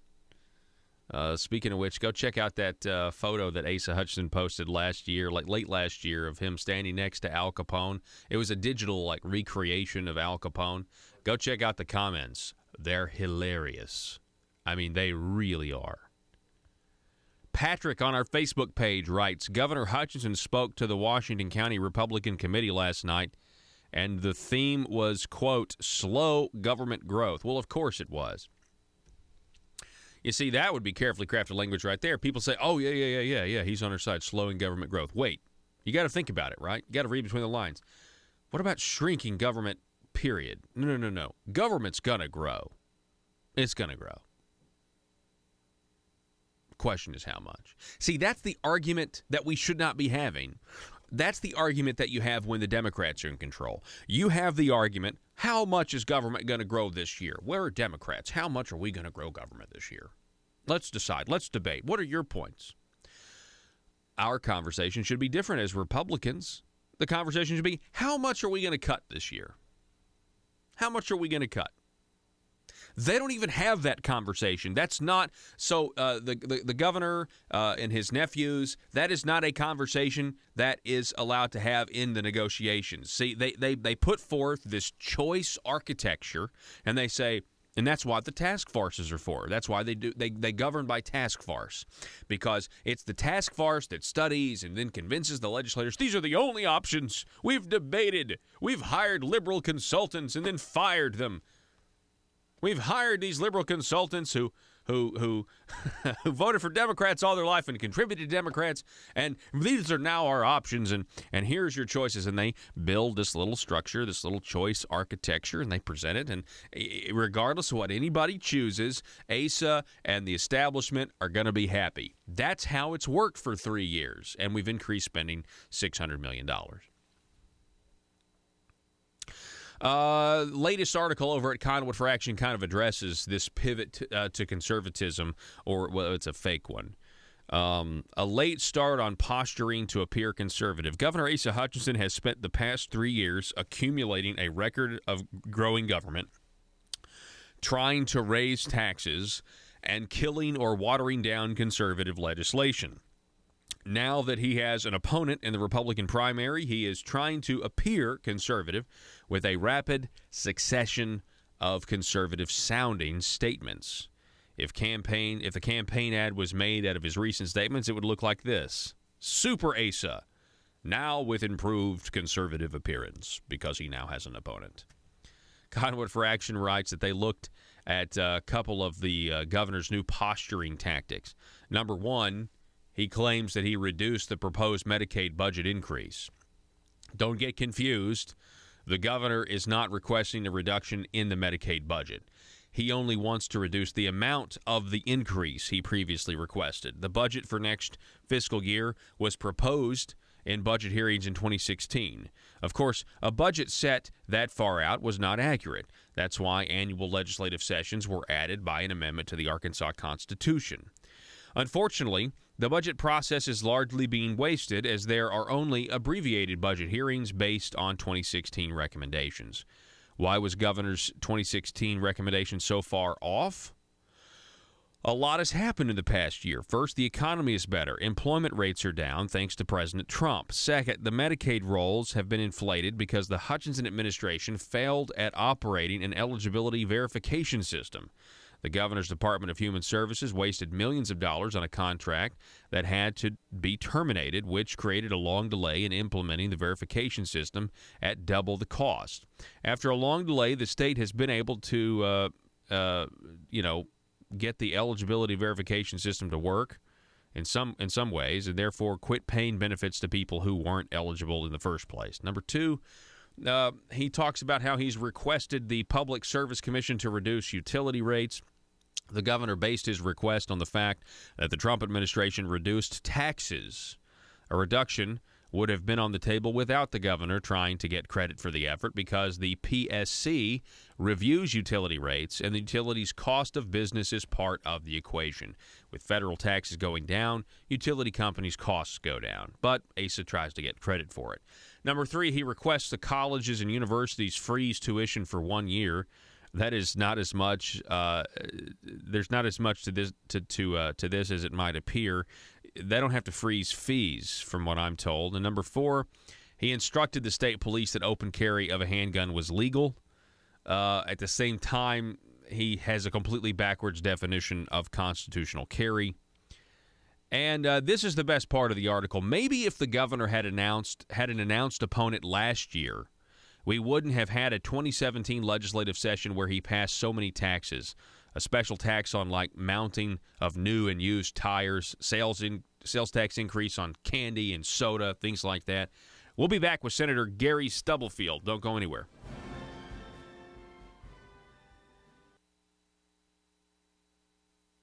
John Woods. Yes, it was a deceptively named ethics law, which was dishonest in its title, sponsored by a man who has now been indicted for taking bribes. And in it, first, the law sets up a situation where independents and independents alone have to sign this vague affidavit. And then the ethics amendment subjects them to a lifetime ban if it's later found out they unknowingly made a false statement. Wow. Now, this is going to have a chilling effect on people running for public office as independents. Yeah. I mean, in particular with the big offices. Mm-hmm. Now, was that a part of their intentions? I don't know. If it of was, course. I mean, come on. I mean, I'll go out on a limb with you for sure. I'll say it is.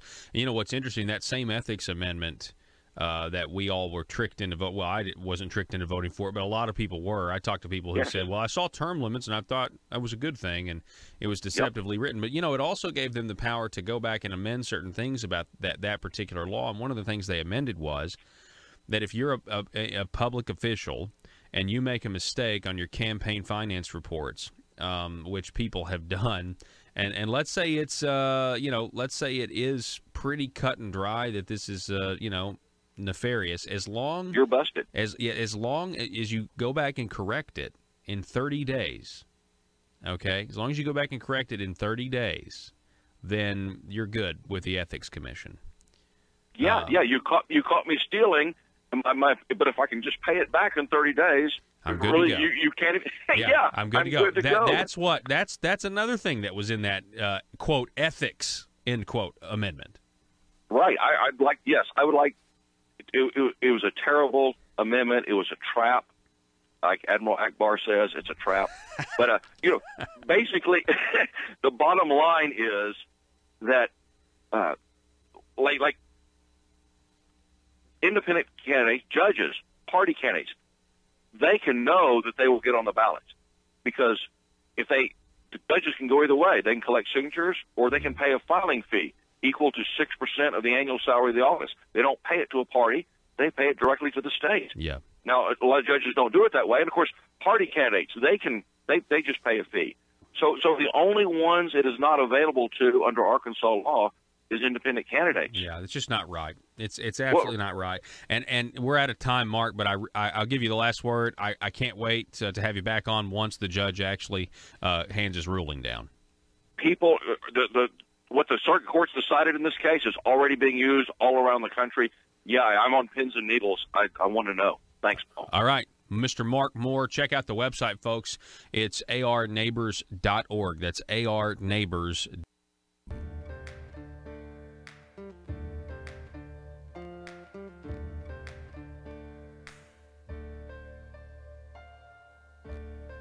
Bringing you your daily dose of truth. It's Conduit News Radio with Paul Harrell.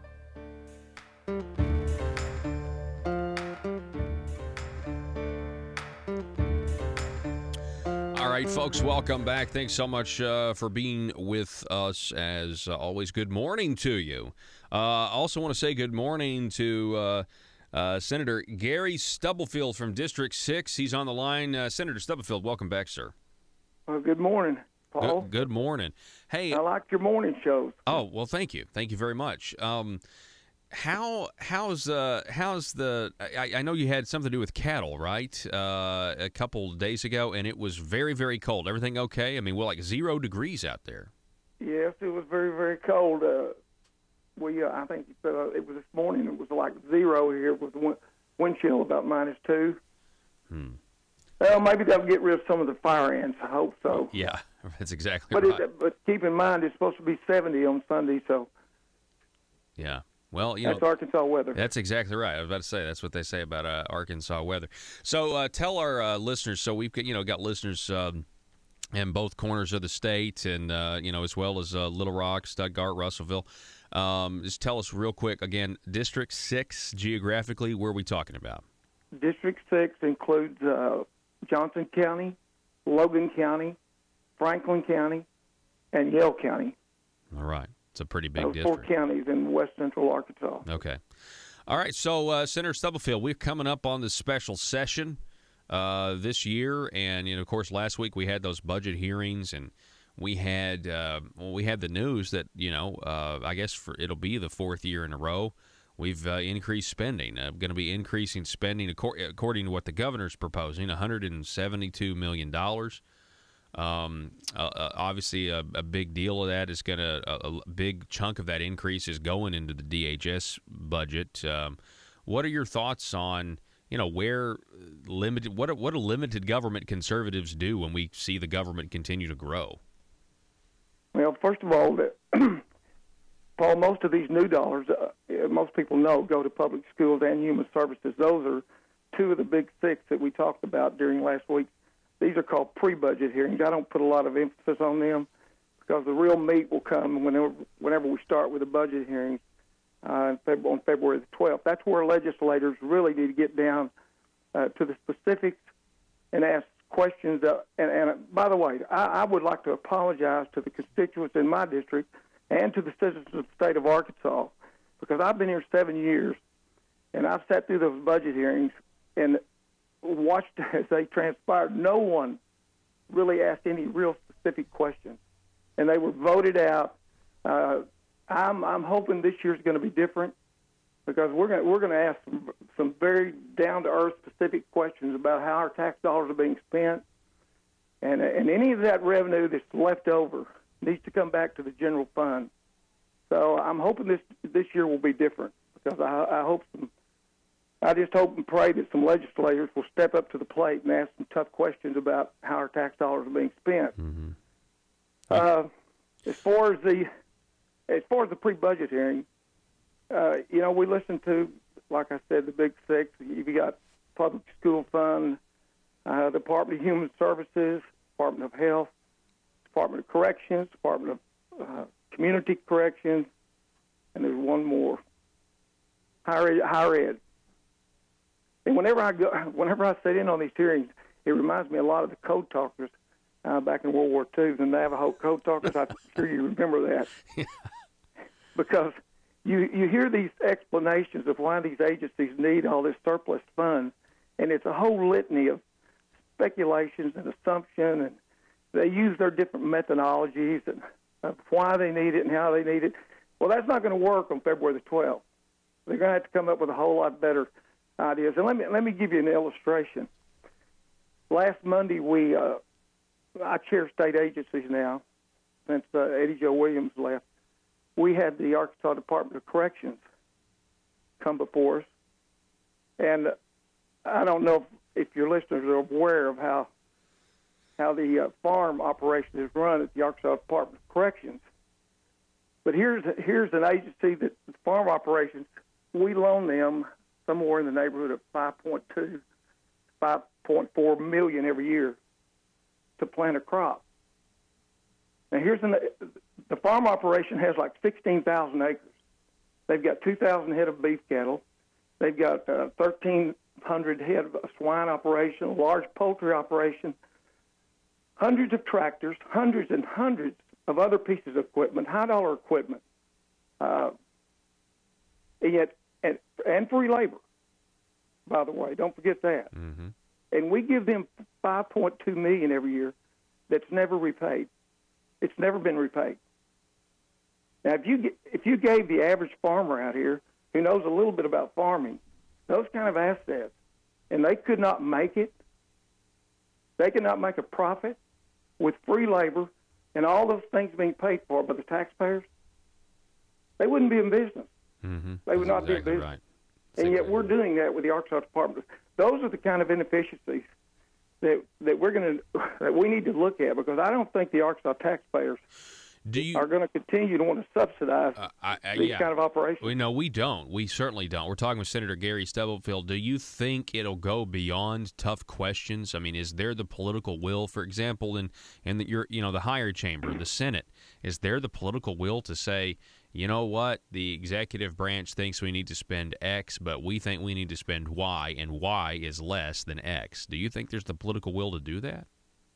I'm not sure. I'm really not sure. I do know that all these states, these 31 states that expanded Medicaid, they're in real trouble.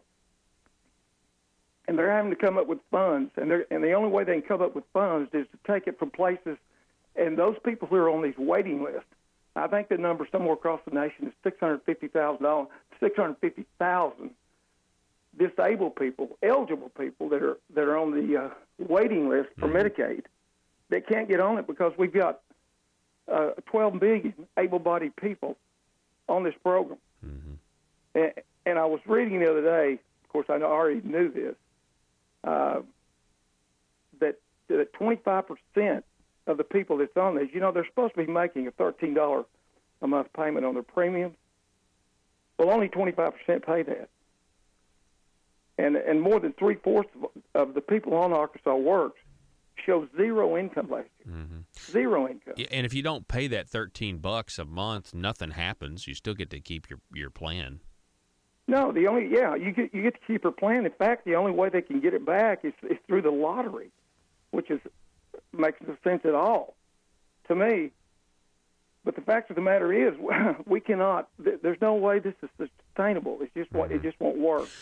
Yeah. And if these other states, these non-expansion states, should they decide to expand, then we've got a real problem. Yeah, we've got a real problem. Yeah, no doubt. It's really, really bad. And I'm glad that you mentioned Medicaid expansion. And you mentioned corrections as well. I mean, there has been a lot of attention on this program. We did it, yesterday, and your colleague Senator King was on last week, and talking about the uptick in crime. We do have what I think is a pattern of people who are not serving out their sentences, and then they're getting out. And we're talking about violent offenders. And correct. There was a home invasion in Fayetteville. The guy should have never been out. He had been arrested several times before for a bank robbery. And so you have these, and so I said yesterday, Senator Stubblefield, I was just like, there's a lot of things that a vast majority of Arkansans agree that the government should do. And I think one of those is that we keep criminals behind bars. And the other thing are things like roads. I think everybody thinks, hey, it's government does need to pay for roads. So they don't need to raise their taxes to do it because we're already giving them money to do these things. But when the government goes and invents new responsibilities, and then obligates us to pay for those, in this case, welfare for able-to-work adults, okay, they then begin to abdicate their responsibility for the things that way more people agree on, that criminals should serve out their sentences and we should have good roads for a good economy, to get goods to market and everything. Can you comment on that, what we're doing right now? Well, I can tell you one thing that I've always believed, and I think we need to get back to it, because if we don't, we're going to be in real trouble, and that is the fact that government does not exist to create jobs. It does not exist to create health insurance. I mean, when you go back and read the original founders, what they said, government exists first and foremost for the purpose of protecting the inalienable rights we have. In fact, the Constitution says that to secure these rights, government are instituted among men. The government's not out there to create jobs. We can create an environment to make it more favorable, for the free market to work, and for people to create jobs, but not the government. That's not the government's responsibility. They've taken on way more than they're supposed to take, than they were ever supposed to take on. That's not limited government. Mm-hmm. And let me give you a little example. I was looking the other day at, of course, I've been studying this higher ed, their budget, and it's amazing to me how many of these colleges across the country have set up. By the way, we're losing a lot of our First Amendment rights because some of these colleges are setting up free speech zones where they mark off an area, and if you've got anything to say that might be the least bit controversial, you have to rent that space and go in that 20 by 20 painted off area in order to say it. That's not good. No, you're just getting us ready. They're getting us ready, getting the kids ready for when the government tries to do that on everybody. That's exactly right. And not only that, I was looking up some of the courses that most of our higher ed, and I'm not sure about Arkansas, I haven't looked at those, but you need to look at some of the courses that these higher ed colleges are teaching and charging tuition to these kids for teaching them. Let me just list you a few of them. One of them is tree climbing, pornography, female sexuality, maple syrup, history of the pig, learning from YouTube, surfing, bowling ball technology, Star Trek management, queer music ideology, packing boxes, Beatles, and puppeteers. Those are actual courses that are being taught in our higher ed universities. Now, in Arkansas, I looked at the graduation rates at our four-year institutions somewhere in the low 30s. That's what we're graduating. From the time these kids start as freshmen, we're graduating only about a third of the students. In a two-year institution, it's lower than that. And yet we're pumping hundreds of millions of dollars into these higher ed institutions. That needs to be looked into. It really needs to be looked into. Yeah, I hadn't heard that the graduation rates are low. Yeah, it does make sense. I think at this point we have to assess every dollar that we're spending of other people's money. We need to make sure we're getting the most bang for the buck. Well, we do, and only 27% of the students that graduate from college get a job that's related to the major that they took in college.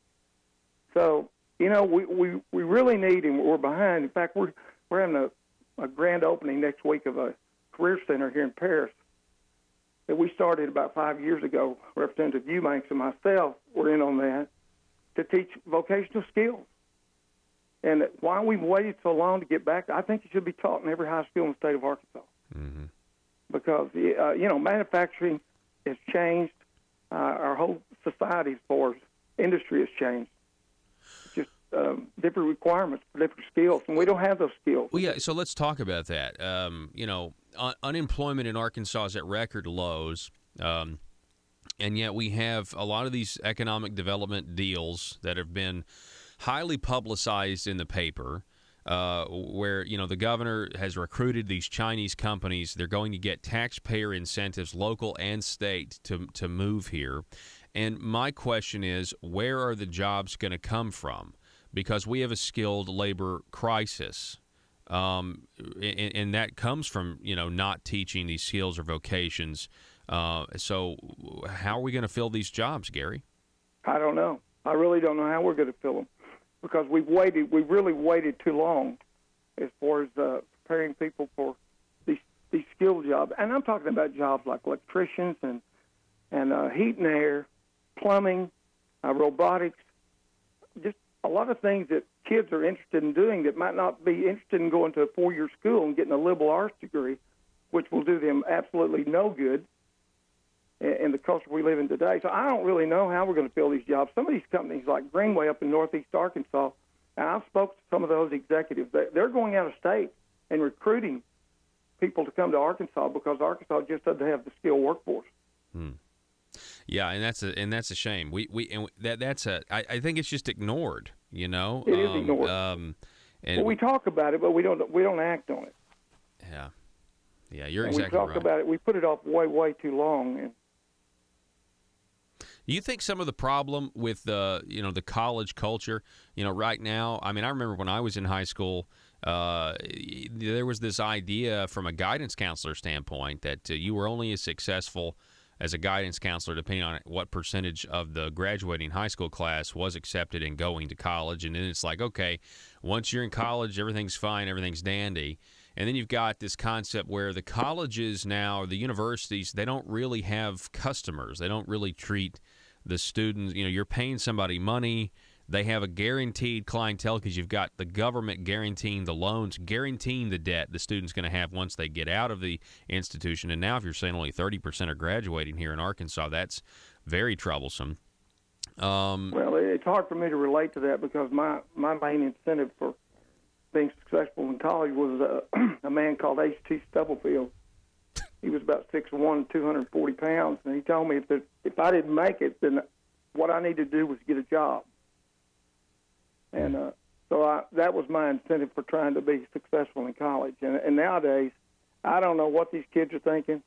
We have let me tell you something, Paul. I remember back in the 60s, the Supreme Court back in the early 60s, after listening to this liberal psychologist, they came up with the ruling to remove the Ten Commandments from all the classrooms. In other words, they determined that by listening to this liberal psychologist that a student who just took a casual glance at this passive document of the Ten Commandments could have a potentially negative impact on their children. Now, that's amazing logic, isn't it? I mean, imagine a child seeing the words, thou shalt not kill or thou shalt not steal, having a negative impact. We've been going down this road for about 50 or 60 years now, And when you look at the Supreme Court rulings back in the 60s when they removed Bible reading and prayer, even voluntary prayer, from the classrooms, and then you look at the charts on violent crimes, you look at the SAT scores, you look at the unwed mothers, pregnancy rates, teenage pregnancy rates, they all go straight up from the 60s until now. So, our whole culture has changed, and it's not changed for the better. It's not a surprise, if you strip the Ten Commandments out and all of a sudden you have people that are not being confronted with the idea that they are accountable for what they do after they leave this world. That's true. Then if you're not under anyone's authority, then what do you care? You're your own God. You can make your own decisions.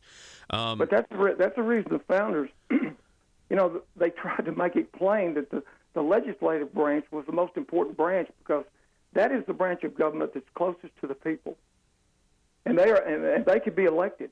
When you've got these nine robed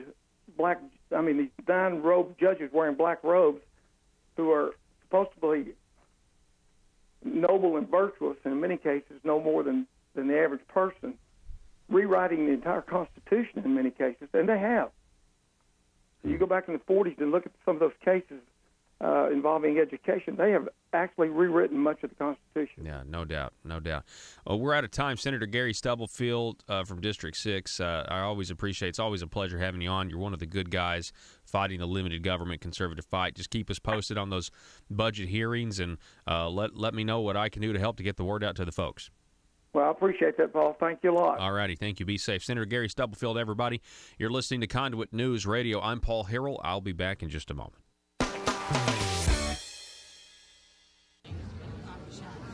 Order. In the name of public safety, order. This meeting of the Arkansas State Licensing Board governing state licensing boards is called to order in the name of public safety. What's on the agenda for the day? We have before us today, per our summons, a representative from the Arkansas State Licensing Board governing cosmetology, cosmetologist, and all things hair care and beauty. Right. Of course, I remember this. In the name of public safety, ma'am, please state your name for the record, and thank you for appearing before us today. Yes, my name is Cosmo Glamour Gazette, and I'm here in response to a letter our state board received claiming we're in violation of the Arkansas State Licensing Board governing state licensing boards.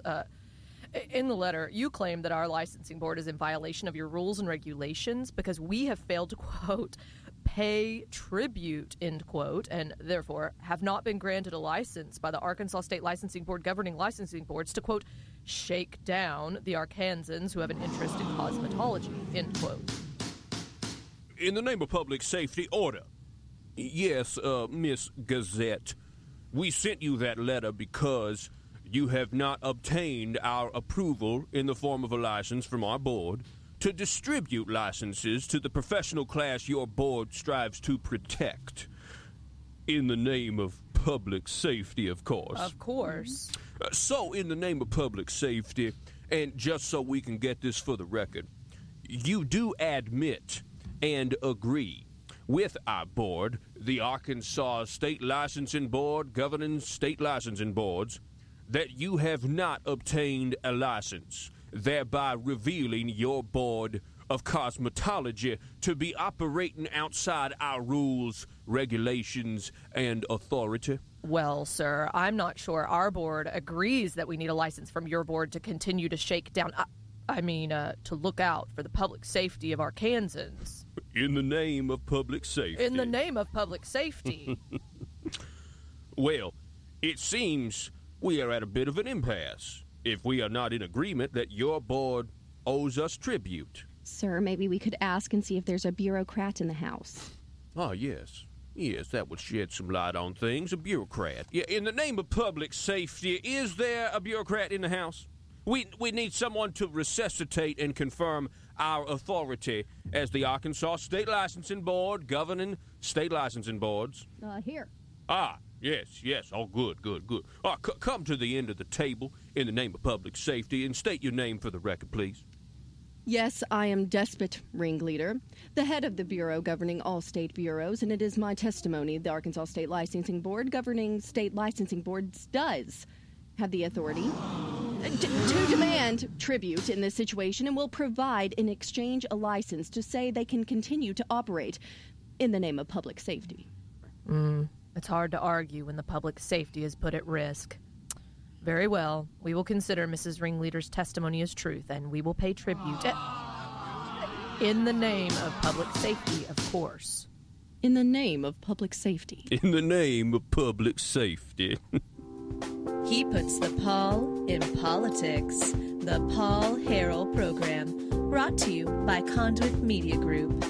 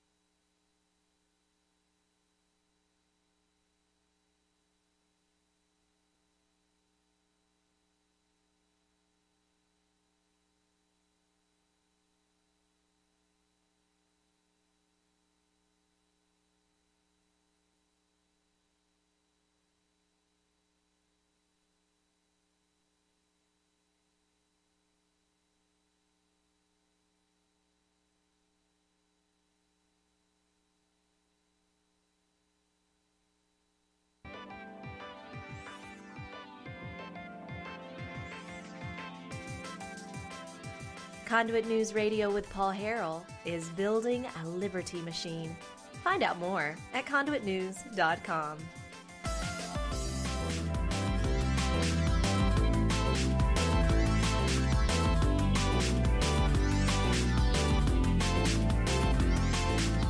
I know we haven't talked about it a lot. I'm kind of following the DACA Dreamer deal or no deal or whatever from a distance as far as the content of the program goes. We were telling you that Senator Tom Cotton is quoted as saying, so the Democrats are now threatening to shut down the government if they don't get amnesty for millions of illegal immigrants. Let's see how that works for them, especially in places like West Virginia, Indiana, Missouri, North Dakota, Montana, talking about the elections coming up.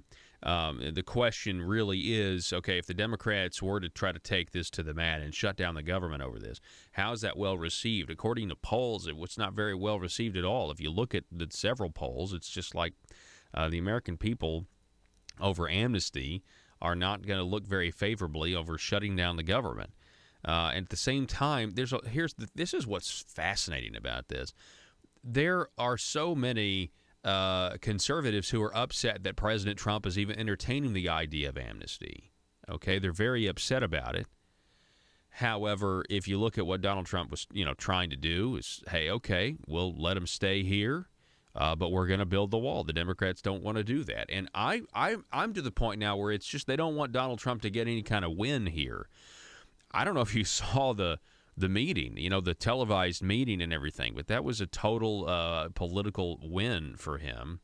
And I think now people are realizing, hey, we really have spent an entire year trying to make Donald Trump not be the president, not look like the president. We've criticized him, and if all of a sudden he actually gets stuff done, and he actually gets stuff done from the left, I mean, it seems to me that the Democrats are really just worried about who gets the credit. And that's why they blew the whole,